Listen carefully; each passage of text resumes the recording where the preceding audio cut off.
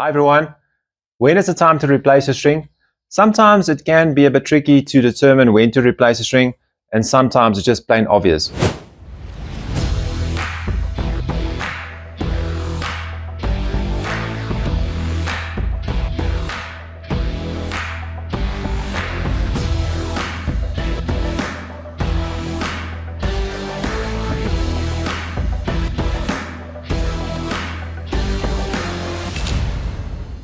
So today we're going to look at some obvious reasons to change a string and then also some not so obvious reasons to change a string.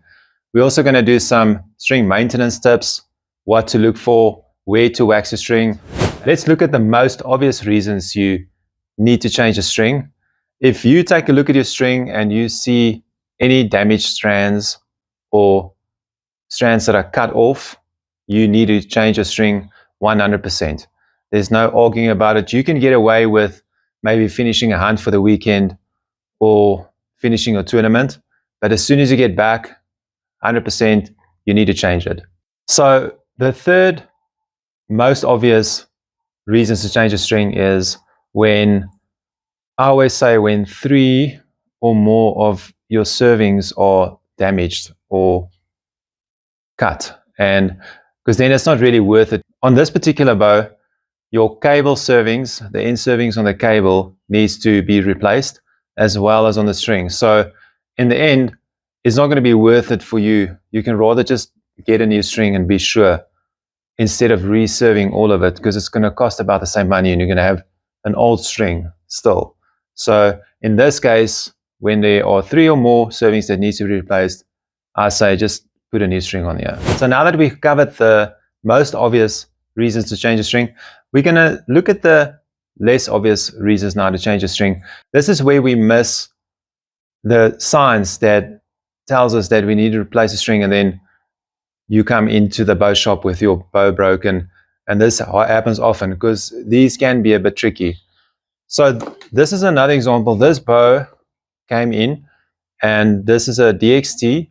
It's a 2008 model, Matthews, and this bow has been lying in its case for probably the last 12 years, and it hasn't been used.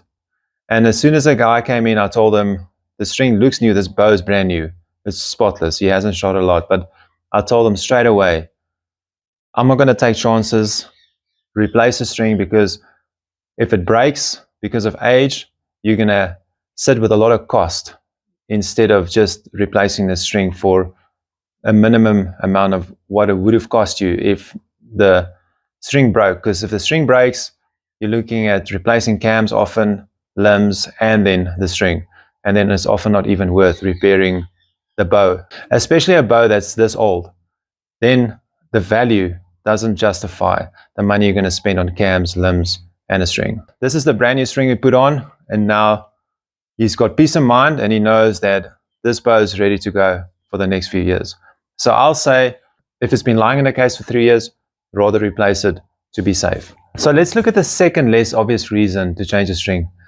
The second less obvious reason is often you'll find that when you look at your D loop, everything will look fine on the surface, but when you take it off, you can see that it's been pinching your string. It ran through your center serving and it started pinching your string. Now a little bit is fine, because I always find you always get a little bit of string separation or serving separation on the D loop area, especially at the bottom one. But when it gets to the point where it's actually strangling your string and it's making a weak point, then often you'll find that if you continue shooting for years and years, you'll find that it will eventually break there. And your string is only as strong as the weakest link. And often the weakest link of your whole string is where your D loop attaches to your string. So in front of me, I have a bow that I suspect has been shot for quite a bit, and I don't think the D loop has ever been changed. So I'm going to take the D loop off now, and I suspect it is heavily separated and might be pinched, and this might be a great example of this one reason of less obvious sign. So, okay, so let's take off this D loop.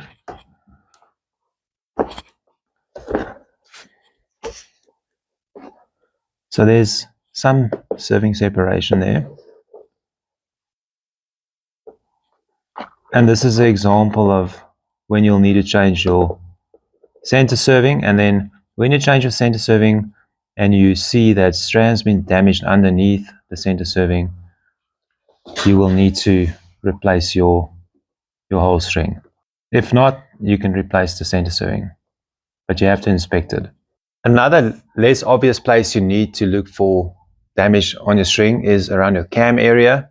You might need to look under your cam where you don't often see it, and just take a careful inspection, go through all the strings, and then just see if you see any string damage or serving separation, and then assess it from there.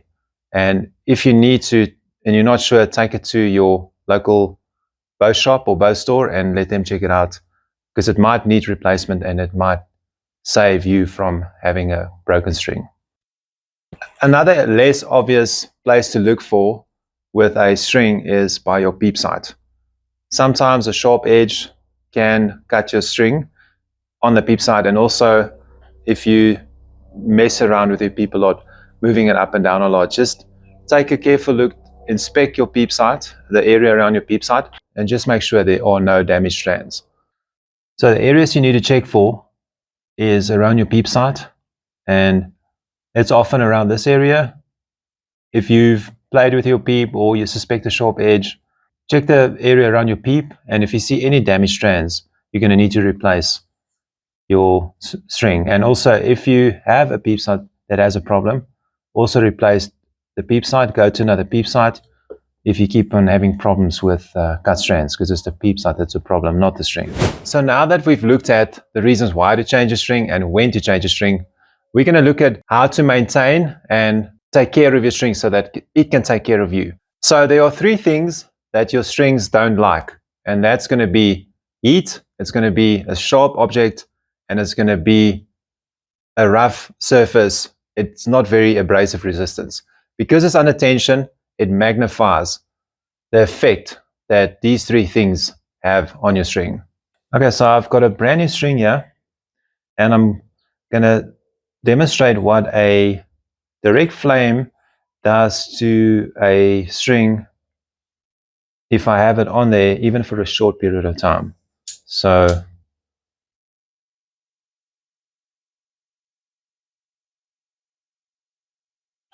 you can see there's quite a few strands off, and you can basically throw the string away, and it's seconds it will do this damage. So strings don't like heat. Now let's look at the second thing a string doesn't like, and that's a sharp object. I've got scissors here, and I'm not even going to use the sharp end of it. I'm going to use the back side of it just to show what damage the backside of a scissor can do. So when you're cutting off your peep sight, the serving of your peep sight, be careful, because even the backside can cut the string in no time. Be careful with sharp objects. Strings don't like that. Okay, so the third thing is something that's rough on the surface that might damage a string if it is in contact with it for an excessive amount of time. When you're hanging a bow up and the wind is blowing and it's rubbing on your string, just be careful. Just take note of that so that you are not damaging your string by not even knowing that you are. But this is a smooth stick. It's not that bad. The bark is quite smooth, but there are some sharp edges on it. And if this rubs the whole day, it does quite a lot of damage. You can see there, I wouldn't like this being done to my string if it's brand new, or if I'm in the woods or in the bush. And yeah, just be careful of that. That's another example, and that's a natural thing where you might hang your bow up and it's rubbing against it. Now that we've covered what to look for and when to replace your string, and also what your strings don't like, we're going to look at maintaining your strings. And maintaining your string is largely inspecting your bow and your string and to see if there are any damaged parts on your string or damaged areas. So most of the maintenance you're going to do on your string is mostly going to be waxing your string. Waxing your string is a very important part of maintaining your bowstring. How do you determine when to wax your string? Well, I like to take my bow like this, and then I just feel not on the serving, only on the string material sections.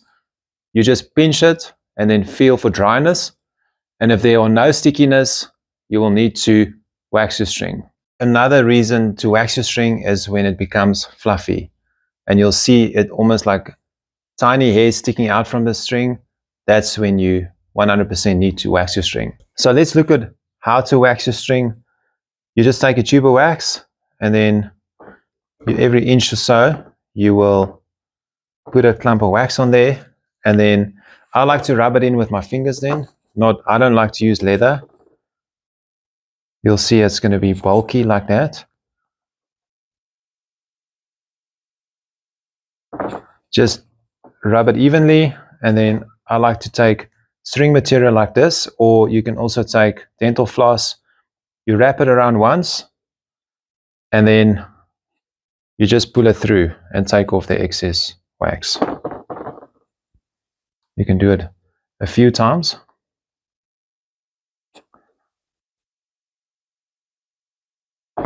All that wax coming off, and then you can do the stickiness test. There's some stickiness to it, and then you know you're good to go.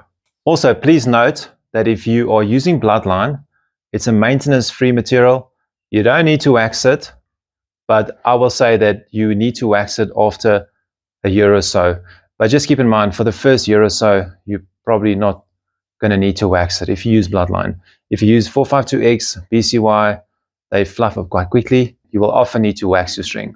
Okay, so that's it for today. If you like this video, please like it. Also, give us a comment if you like what you see. We're going to do a video on serving your strings soon, and also other tips maybe. And we appreciate you watching, and we'll see you soon.